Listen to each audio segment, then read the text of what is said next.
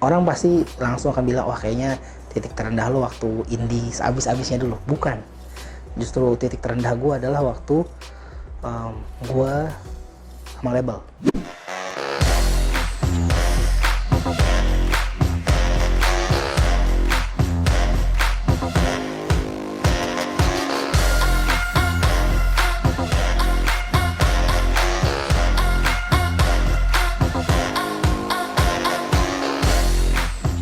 Kalau gue melihatnya, gue sebetulnya berbeda sama kebanyakan stereotip rapper.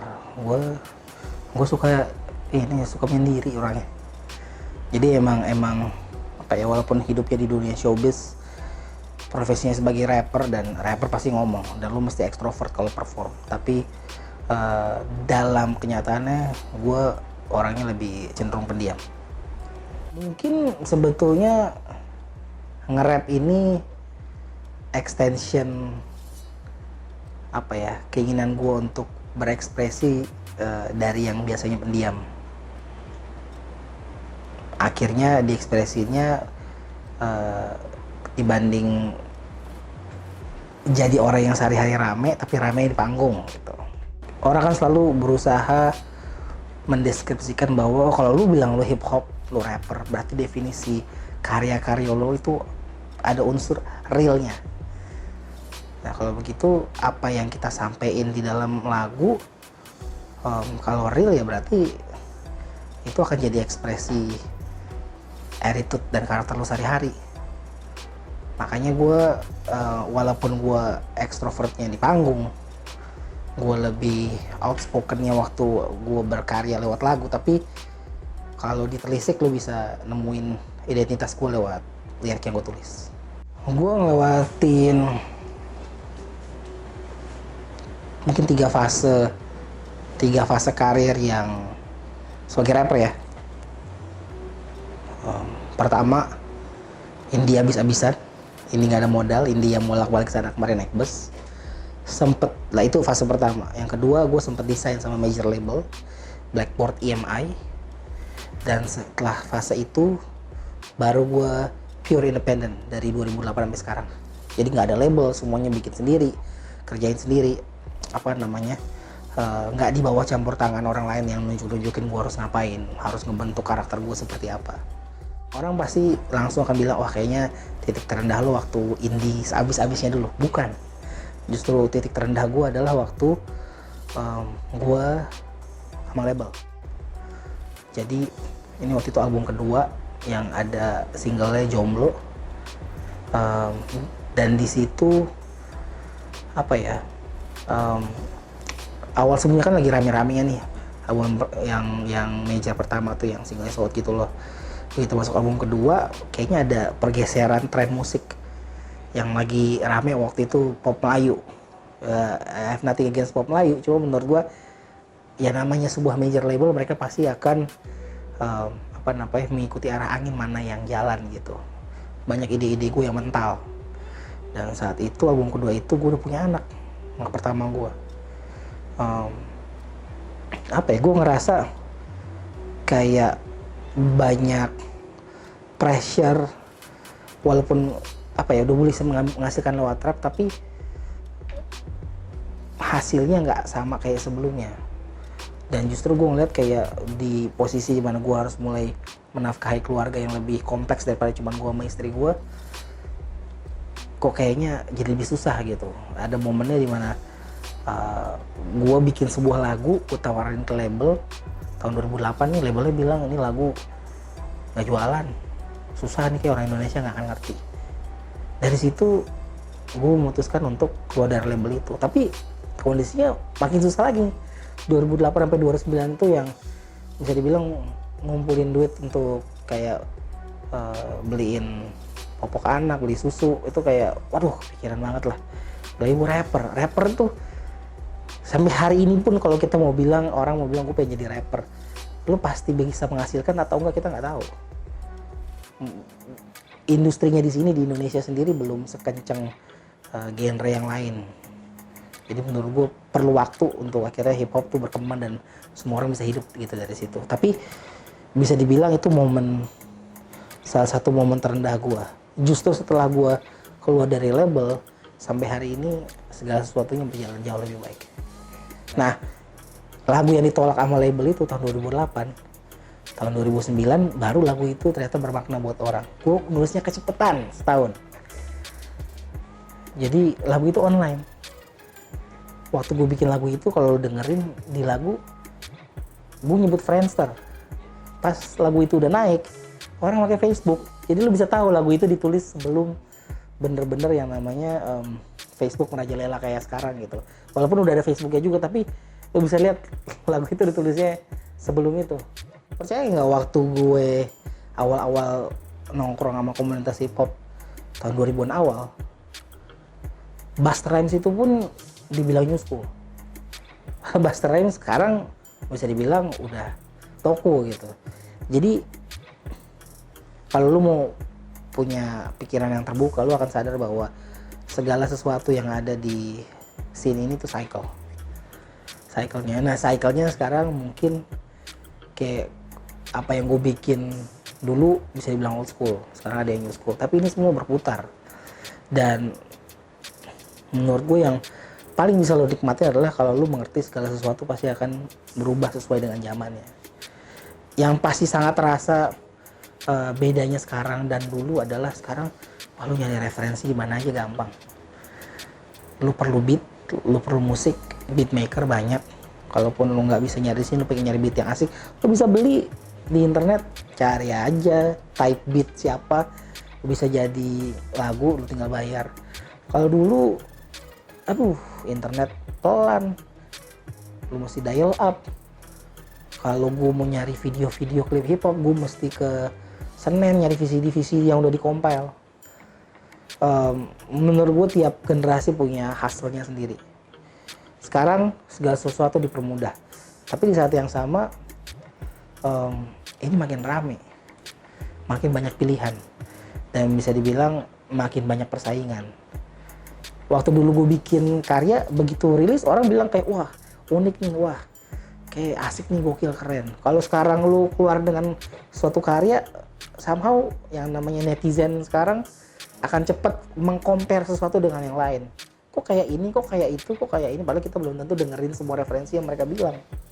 Jadi zaman berubah, tapi challenges-nya juga berubah sesuai dengan zaman. Gue kenal Sakala udah lama. Dari zaman hip hop Indo tuh kita rame di forum. Jadi balas-balasan lirik lu walaupun belum rekaman, lewat ketikan-ketikan itu udah sering. Jadi mindset gue ngelihatnya adalah gini, masing-masing punya persepsinya. Walaupun gue pernah kerja sama All Day, sama band, bukan berarti kayak gue lihat yang semua dilakukan saat itu benar. Jadi gue memang sempat bilang bahwa harusnya lo santai aja, jangan panasan. Tapi mungkin ada manfaatnya juga ya, tanpa kita sadar yang terjadi saat itu jadi sesuatu yang orang notice. Tapi gue lebih ngeliat ini kayak this is our sport. Kalau misalnya atlet beradu dengan ketangkasan, ya kita rapper beradu dengan kemampuan kita memadukan lirik. Jadi gue justru masuknya nyemplung bukan dalam konteks gue panas atau emosi karena gue harus bener, gue harus bikin. No, it's fun buat gue. Akhirnya ada satu momen dimana kalau misalnya gue mau balas seseorang dengan konteks, dengan pendapat, ada sesuatu yang bisa gue bilang. And it's just battle. Kalau lu perhatiin scene hip hop yang di luar sana gitu, lu ada rap battle, lu celah-celahnya lebih kacau daripada yang gue bilang. Lu dengerin lirik gue, pasti gue gak ngomong yang aneh-aneh dan yang gak pantas. Orang kalau rap battle lebih celah-celahnya lebih parah lagi, bawa-bawa keluarga, bawa-bawa orang tua. Tapi ya begitu selesai, it's just support. Lu bisa salaman lagi, lu bisa ngobrol lagi. Jadi mindset gue waktu gue masuk adalah ya udah, mungkin ini saatnya orang bisa ngelihat orang kalau rap battle bikin track berbalasan diss tuh kayak gimana gitu. Kalau ngomong terus ada, pasti terus ada. Buat mereka-mereka yang memang cinta karena gini, gue bikin lagu bukan cuma supaya gue punya video klip terus gue dibilang keren, enggak.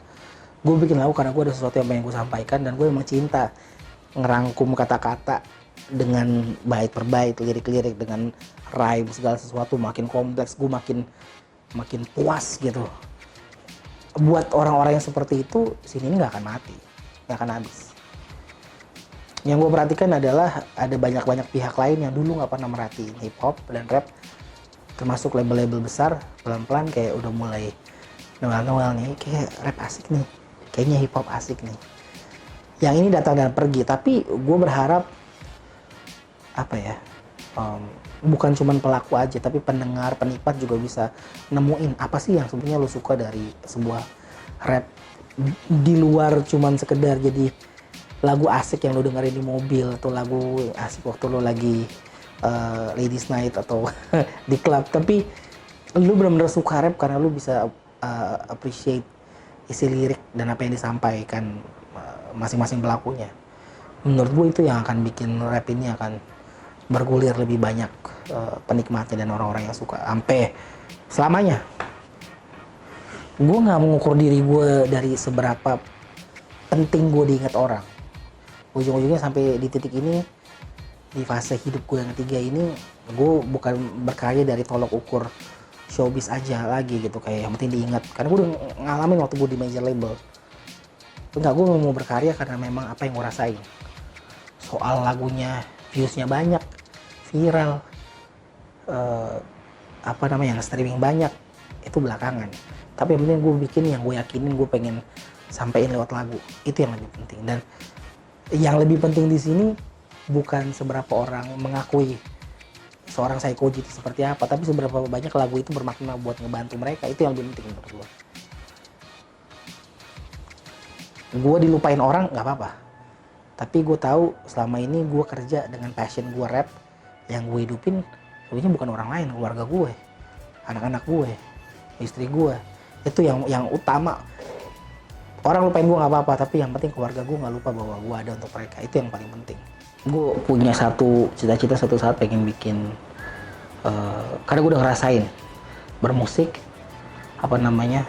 bikin lagu, terus nyemplung ke film juga. Maksudnya di luar gue nge-rap, kerjaan gue banyak scoring buat film, ngerjain soundtrack.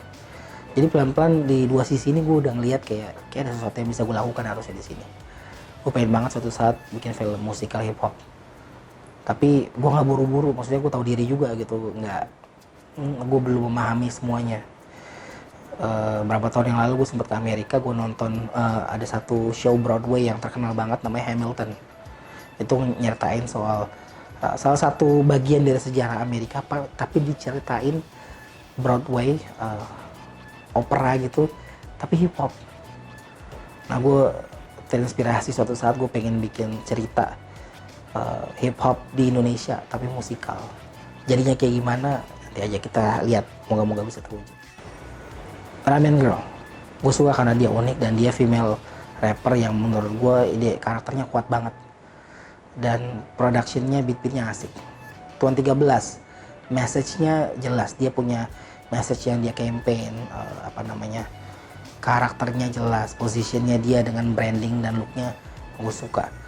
Lace, gue kenal Lace sudah lama dan menurut gue kalau dalam hal menulis lirik dengan metafor, dengan wordplay, dia juga gokil. Jadi kalau lu tanya sama gue, semua punya hak yang sama untuk maju ke permukaan.